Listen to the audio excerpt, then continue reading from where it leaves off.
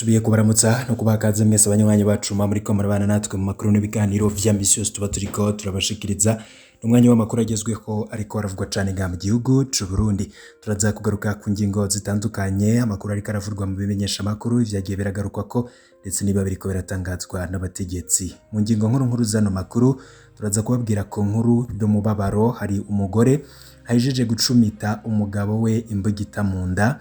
Turaza kugaruka kuri uyo mugore ahejeje gukora ibara, turabe n'ivyakurikiye mu nyuma. Hari n'andi makuru atandukanye ariko aravugwa cane, hari bamwe mu bazindukiye kuri parike bakaba rero bari bagiye kwishuza amahera bashize muri rya shirahamwe, ndetse bamwe mu bari muri iryo shirahamwe bakaba bapfunzwe n'igipolisi. Ivyo navyo turaza kubigaruka ko twabiteguye mu buryo bw'itonido. Hari n'andi makuru atandukanye abariko aravurwa yo bivyagiye biragarukwa ko, ndetse n'ibindi vyose biriko biragarukwa ko nko kuri uno munsi kw'igenekerezo rya 6 z'ukwezi kwa kane umwaka w'2022 hariko haribukwa imyaka 28 irangiye uwahoze arongoye Burundi Cyprien Ntaryamira agandaguwe. Turaza kubigaruka ko nandi yose ndakubwiye mu mfunyapfunyo nagenda nyagushikiriza mu buryo bw'idonido. Wipfuza kurajura mu mbere bashikirwa n'amakuru n'ibiganiro bwene nk'ibi, urafyonda kuri subscribe twashira ko inkuru ukaba mu bambere bashikirwa nazo. Mukundane mukamukundira abatari mu bwambwe kuko bose bazoza, bose barabohowe n'amaraso y'abana b'u Burundi bitanye. Abana b'u Burundi bitanze n'ibitangiye abagumya banga, bitangiye Burundi n'abarundi harimwo nabo bataraza. Cyo twafuse indirimbo zose zirimo gucokorana umugambwe. Twarabivuze. Idukeneye ko umuntu avuga ngo hariho injavyi nta numwe ari mubi. Kano makuru yacu tuyatangurire kuri no nkuru iciye ku masonga. Ni inkuru iriko iravugwa cane aho kuri uno wa 6 ndamukiza abarundi bibuka imyaka 28 irangiye uwahoze arongoye Uburundi Cyprien Ntaryamira agandaguwe. Yishwe igihe indege yarimwo na mugenzi we w'u Rwanda Juvenal Habyarimana yarasigwa ku kibuga c'indege c'i Kanombe mu gihugu c'u Rwanda. Ijambo ryiwe igihe yimikwa umukuru w'igihugu Ntaryamira yipfuza kugarukana ubumwe mu Burundi hamwe na discipline mu bisata bitandukanye vy'ubuzima bw'igihugu. Mu nkuka y'imisa yo kumwibuka akaba yaherejwe kuri Katedrale Regina Mundi, cariho c'umwungere mukuru wa diocese nkuru ya Bujumbura yavuze ko hari abarundi batafashe nk'akama iragi rya Perezida Ntaryamira ryo guhindura inyifato. Musenyeri Anatole Ruberinyange akaba yasavye abarundi kwiranata bagire akigoro bazigame iragi ry'uwo yigeze kurongora igihugu c'u Burundi. Nari nabikubwiye ko nza kukubwira ku nkuru y'umubabaro iriko iravugwa cane. Hari umukenyezi ari mu mirimo y'igipolisi azira gucumita umugabo wiwe imbugita mu nda. Uyu mugore akaba yakoze ibara, akaba rero kuri ubu ngubu yafashwe n'igipolisi. Ivyo bikaba vyabereye muri quartier Nyabugete aho benshi bita muri Africaine aho asanzwe aba. Uyu mugore rero akaba yarwanye n'umugabo wiwe amuziza ko avuye mu bandi bagabo kureba ibigo, niko guca amusogota imbugita mu nda. Ubu akaba ari mu minwe y'inyamiramabi, mugabo nawe akaba yajanywe kwa muganga. Nari nabikubwiye nanone mu ntango zano makuru ko ndibuze kukubwira ku yindi nkuru yavuzwe cane. Iyi nkuru yagarutswe ko cane, ejo twarababwiye ko hari pastori bafunzwe bazira kuba baranyuruje amafaranga. Nkuko nari nabikubwiye, inyuma yaho ku munsi wa kabiri hafatiwe abapasitori babiri hamwe n'umwigeme umwe bagirizwa kuba bariko bahenda abene gihugu mu kutoza amafaranga bababwira ko bazobungukira. Abashize imitahe muri iyo koperative bazindukiye kuri parike ya Mukaza kugira ngo bahabwe amahera batanze biciye muri koperative dufashe abakiriho.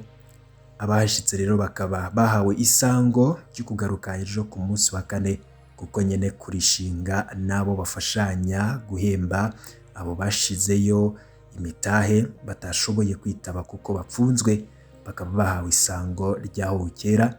Cibonekeza muri abo bari baje aho kuri parike nuko ubo twaganiriye harimwo imigwi ibiri, umwe uvuga ko uzobagwa inyuma kuko bazogumizamwo imitahe yabo, uwundi mugwi nawo ugasaba guhabwa utwabo bagakinjura. Assalamu alaikum wa rahmatullahi wa barakatuh. Kwa Islamu, kwa sio kwa Islamu, amahoro y'Imana abane namwe. Iyi voice ndayirungitse itariki 6 z'ukwezi kwa kane 2022 ku munsi wa gatatu. Jewe naribwa umwana amaze kumwibwa, namwibwe mu nzira iyikurikira. Jewe nubakanye n'umugore, maze kubakana n'umugore turavyarana umwana w'umukobwa. Uwo mwana w'umukobwa tuvyarana uwo mugore inzi yuko uwo mwana ari umwana wanje, ndamukorera ibishoboka byose nk'umwana wo mu rugo, ndamwandikisha mu mashuri, ndamwandikisha muri komine, inzi yuko umwana ari uwanje. Mugabo ubu ageze mu mwaka w'9, umwana nagize gutya numva ngo afise se wiwe yamuvyaye. Nasabare abantu bari Bujumbura mumfashe gukwiragiza iyi audio n'iyi foto ngira ndabahe, cane cane abari mu Kanyosha. Uwo mwana numva ngo aba mu Kanyosha ku barabara rya 5, mugabo inomero ntayo nzi.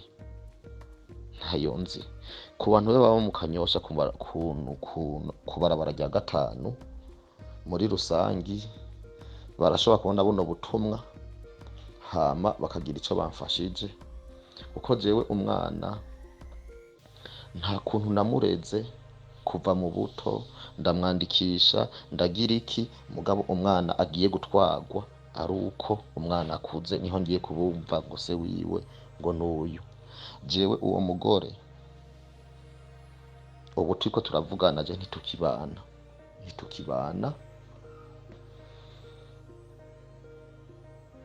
Yahisemwo kuja kurongorwa n'undi mugabo agira 3. Kuko urumva hari jewe wa mbere, n'uwo yantwaye umwana bitwa ko ari uwa 2, n'uwo wa 3 babana, ari we ariko aragitunga byose ry'umuryango, kuko umugore yavuye mu bihugu vyo hanze amaze umwaka ino, mugabo ntigeze ashikira ahomba, habwo yashitse arongorwa n'undi mugabo. Kuri ubwo rero natwe abagabo kenshi turagira agahinda, mugabo tukabura aho tugaserurira, bivanye nuko atamusi mukuru, atamusi wacu wahariwe abagabo leta iraduha. Kuri ubwo rero nashaka ninginge abarundi kazi, inshuti, abagenzi, umuntu wese aza kubona iyi audio n'aya mafoto ngira ndungike, cane cane abari Bujumbura